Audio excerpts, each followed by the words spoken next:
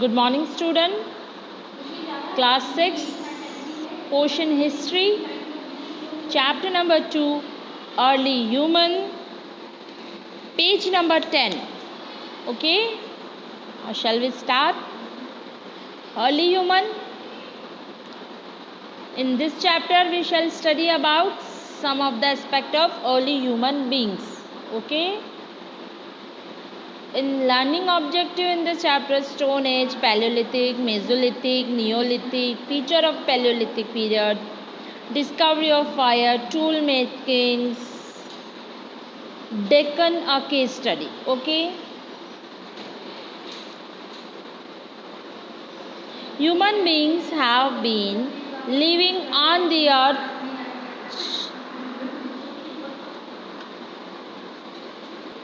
Human being have been living on the earth since a long time. Human being earth पे रहते हुए उसे बहुत टाइम हो चुका है, बहुत टाइम से रह रहे हैं, बहुत ईयर्स से पहले. Scientist have found skeleton and fossil in Africa which resemble the human being and are 4 to 5 millions old. तो जो साइंटिस्ट थे अफ्रीका में, जो साइंटिस्ट थे उन्होंने रिसर्च की, रिसर्च पे उन्हें एक स्केलेटन फाउंड हुआ और कुछ फॉसिल्स फाउंड हुए. फॉसिल्स डेड प्लांट्स और डेड एनिमल्स की बॉडीज़ होती हैं, तो उसके जो स्केलेटन्स होते हैं, हड्डियाँ जो देखते हो ना आप, स्केलेटन साइंस प्रैक्टिकल रूम में स्केलेटन्स खड़े होते हैं, पूरा ढांचा ह्यूमन बीइंग का पूरा कंप्लीट बोन्स का स्केलेटन्स, तो उन्हें अफ्रीका में मिला. जो रिसर्च करने के बाद पता चला ये 4-5 मिलियन ईयर्स पुराना है. These early humans are known as hominids. तो ये जो 4 to 5 ईयर पहले के, जो मिलियन ईयर्स पहले के जो ह्यूमन्स थे ना, इसे हम होमिनिड्स कहते हैं. ओके, होमिनिड्स की पिक आपके पेज नंबर 11 पे दे रखी है, मैं भी बताऊँ आप लोगों को. ये रहे होमिनिड्स दे रखी है ना.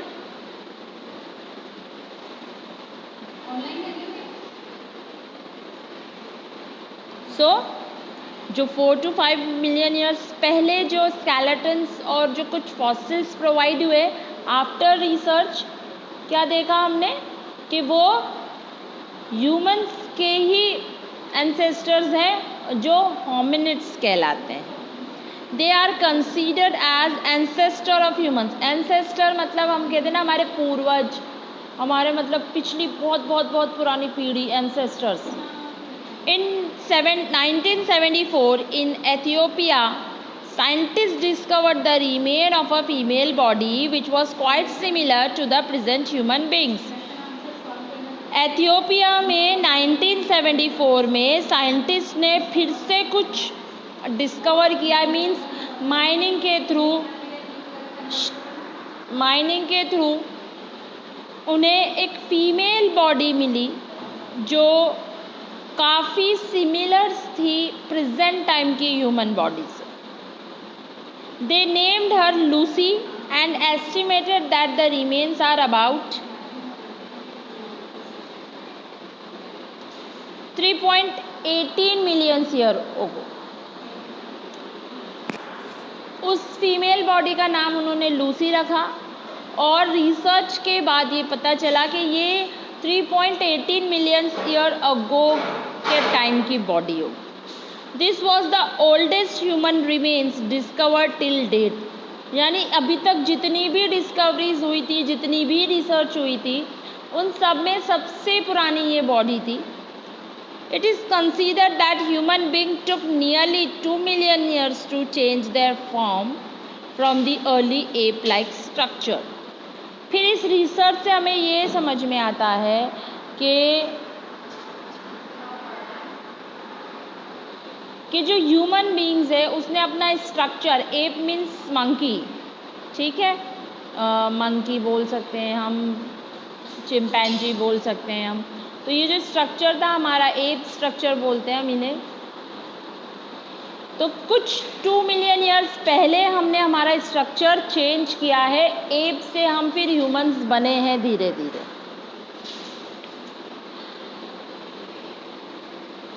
साइड में दिया है लूसी। लूसी वही फीमेल बॉडी जो फाइंड की गई थी एथियोपिया में 1974 में।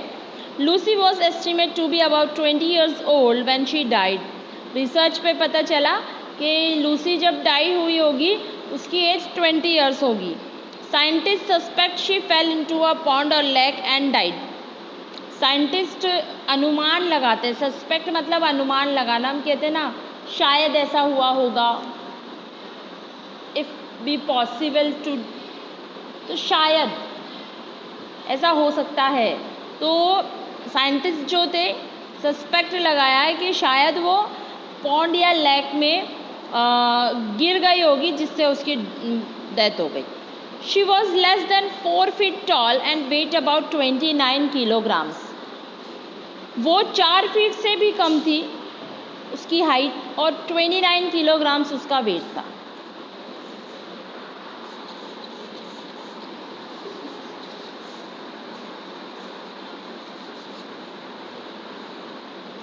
ओके, आगे बढ़ते हैं।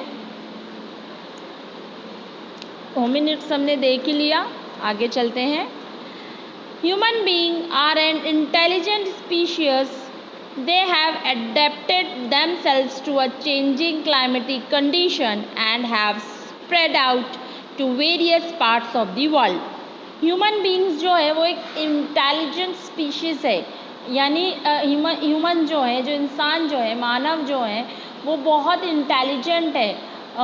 एक ऐसी प्रजाति है बहुत ज़्यादा समझदार है जो क्लाइमेट के साथ अपने आप को चेंज करती है, एडजस्ट करती है और वर्ल्ड में मूव करती है एक जगह से दूसरी जगह। ऑब्वियस है, हम क्लाइमेटिक कंडीशन के साथ हम चेंज होते हैं ना। राजस्थान में बहुत गर्मी पड़ती है, हम ठीक है, हमें सूटेबल है,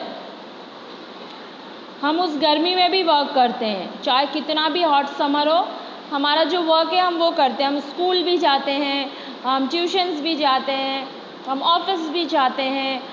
जो लेबर होती है, जो वर्कर्स होते हैं वो अपने कंस्ट्रक्शन साइट पे भी जाते हैं, चाहे कितनी गर्मी हो, जो वर्क करना है वो करना है। मतलब वी आर एडजस्टेबल, हम एडजस्ट हो जाते हैं क्लाइमेटिक कंडीशन के according. They move from Africa to Europe and many of our Asian countries. ये मूव करते हैं, इन्होंने मूव किया अफ्रीका से यूरोप की तरफ, फिर यूरोप से वो अदर एशियन कंट्रीज़ की तरफ मूव किया उन्होंने। They learn to use the thing they discovered, modify things and invented things to make their life more comfortable. वो जब यहाँ से वहाँ घूमते थे तो उन्हें रियलाइज़ हुआ कि नहीं ये कुछ और होना चाहिए, नहीं कुछ और होना चाहिए। तो एक नई डिस्कवरी की उन्होंने, नई थिंकिंग की उन्होंने, नए इन्वेंशन किए। तो उन्हीं के इन्वेंशन है बेटा जो आज हम इतने मॉडर्नाइज हैं। अदरवाइज़ अगर व्हील प्रोड्यूस नहीं हुआ होता एट दैट टाइम तो क्या हम इतना बड़ा ट्रांसपोर्टेशन नेटवर्क बना पाते? पॉसिबल नहीं है। आज हम जो डैम्स की बात करते हैं, कैनल्स की बात करते हैं, सब कुछ हमारे पास्ट में बन चुका था। हमने तो सिर्फ एक एक्स्ट्रा टेक्नोलॉजी लगाई है उसमें, अदरवाइज़ हमने कुछ इन्वेंट नहीं किया है। But these developments have taken 1000 of years to happen. तो ये जो डेवलपमेंट है ना, ये सब 1000 of years पहले हो चुका है। वही बात जो मैं कह रही हूँ, हम सिर्फ टेक्नोलॉजी लगा रहे हैं, हम एक्स्ट्रा एफर्ट्स लगा रहे हैं। सब कुछ पहले से, देखो ट्रांसपोर्टेशन सिस्टम पहले से का ही है, रोड्स कनेक्ट करना पहले का है, सी रूट फाइंड करना पहले ही हो चुका था। छोला एम्पायर जो है ना हमारा, उसने सी रूट फाउंड किया था।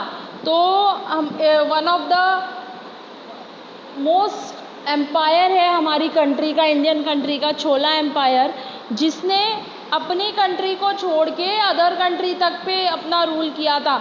श्रीलंका पे उसने रूल किया था और श्रीलंका के बाद भी जो छोटे छोटे आइलैंड थे वहाँ तक, और सबसे पहले नेवल फोर्स भी उन्हीं ने ही बनाई थी, छोला एम्पायर ने। Remains and sign of early human being have been found at many parts of India। यानी जो अर्ली ह्यूमन्स है, पुराने जो मिलियन ईयर्स की जो ह्यूमन्स हैं, अर्ली ह्यूमन्स, उनके जो रिमेन पार्ट्स यानी उनके जो पार्ट्स मिलते हैं ना, उनके जो साइन मिलती है हमें, उनके जो एविडेंस मिलते हैं हमें, तो हमें इंडिया के बहुत सारे पार्ट्स में मिलते हैं. Most of these have been found close to river basin which provided a good source of water. ज़्यादातर हमें ये रिवर बेसिन, रिवर के पास जो जगह होती है ना, सूखी जगह, प्लेन एरिया, रिवर के पास जो एरिया होता है जहाँ पे रह सकते हैं, तो वहाँ पर सबसे ज़्यादा हमें ये चीज़ के एविडेंस मिलते हैं. क्यों? क्योंकि रिवर है तो वाटर सोर्स है, वाटर सोर्स है तो वाटर की नीड का कंप्लीट, एग्रीकल्चर के लिए वाटर की नीड कंप्लीट, डेली यूजेस के लिए वाटर की नीड कंप्लीट. तो इसलिए ज़्यादातर जो ह्यूमन्स रिमेन्स है हमें रिवर्स के पास ही मिलते हैं. You know how essential water is for human life, सब जानते हो.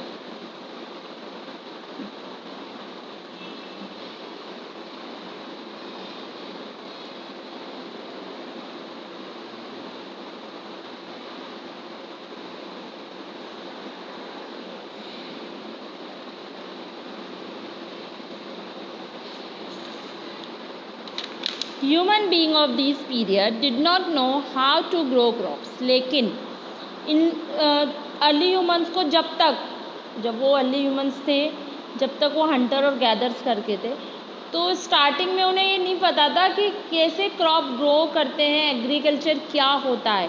दे वर एसेंशियली हंटर एंड गैदर्स. वो सिर्फ हंटर्स और गैदर्स थे. हंटर मीन्स शिकारी, गैदर यानी फूड कलेक्ट करना.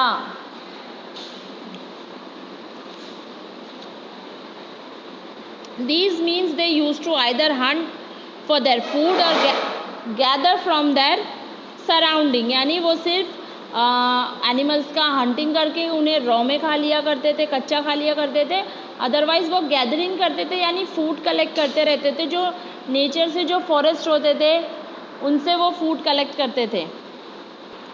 During this time they develop tools for the purpose of hunting, cutting or digging things from the ground. फिर आफ्टर वो जब हंटर्स थे, गैदर्स थे, तो उन्हें कुछ प्रॉब्लम फील होगी, तो कहते हैं ना, नीड होती है तभी हम इन्वेंशन करते हैं. नीड होती है तभी इन्वेंशन करते हैं. जैसे एग्जांपल बताऊँ मैं आप लोगों को, हम स्कूल आते थे, टीचर्स हम खड़े रहते थे, आप लोगों को ऑल टाइम लेक्चर्स देते थे 1st to 6th पीरियड तक. अब कुछ कोरोना नाम का कुछ एपिडेमिक आ गया, ठीक है, आप कोरोना आ गया, स्कूल शट डाउन हो गए, आप लोगों को बड़ा मज़ा आया, यही लाइफ आप लोग चाहते थे. बट आफ्टर फ्यू मंथ्स आप लोग बोर हो गए. आप फिर से अपनी लाइफ, अपना स्कूल टाइम, अपने फ्रेंड्स, अपना क्लासरूम, सब कुछ याद आने लगा. और धीरे धीरे हमने एक इन्वेंशन यूज़ की. एक्चुअली में था तो ये पहले से ही, बट कहते हैं ना, यूज़ तब करते हैं हम जब नीड होती है. तो एक ऑनलाइन क्लासेस, ऑनलाइन स्टडी जो हमारी प्रॉब्लम को सॉल्व किया जिसने, तो हमने क्या इन्वेंट किया? Online study. तो नीड थी तो हमने ऑनलाइन स्टडी यूज़ की. सेम थिंग, जब वो हंटर थे, वो गैदर थे, गैदरिंग करते थे, तो उन्हें कुछ नीड हुई. किसकी? कुछ टूल्स की. टूल्स किसके लिए? हंटिंग करने के लिए, कटिंग करने के लिए और डिगिंग करने के लिए. They started to use stone for making their tools and therefore this period in the human history is known as Stone Age. तो उन्होंने कुछ स्टोन बनाना स्टार्ट किया, कुछ टूल बनाना स्टार्ट किए. टूल यानी टूल्स होते हैं ना, जैसे हम घर में टूल्स यूज़ करते हैं. टूल्स वो चीज़ें जो हमारे काम को, हमारे वर्क को इजी बनाती है. जैसे किचन टूल बोलते हैं, तो किचन टूल में क्या आ जाता है? नाइफ आ जाता है, सीजर आ जाती हैं, स्पून्स आ जाते हैं. तो उन्होंने अपनी हंटिंग के लिए कुछ टूल्स बनाए. यानी अब आप हंटिंग करेंगे तो उसके लिए कुछ टूल्स चाहिए. तो उन्होंने किससे बनाए? उन्होंने सोचा कि ऐसा क्या हार्ड सरफेस होना चाहिए, ऑब्वियस है हार्ड सरफेस होना चाहिए. तो उन्हें उस टाइम सबसे ज़्यादा हार्ड सरफेस स्टोन ही लगा. तो उन्होंने क्या लिया? टूल बनाने के लिए स्टोन को लिया. स्टोन मीन्स पत्थर, पत्थर को लिया.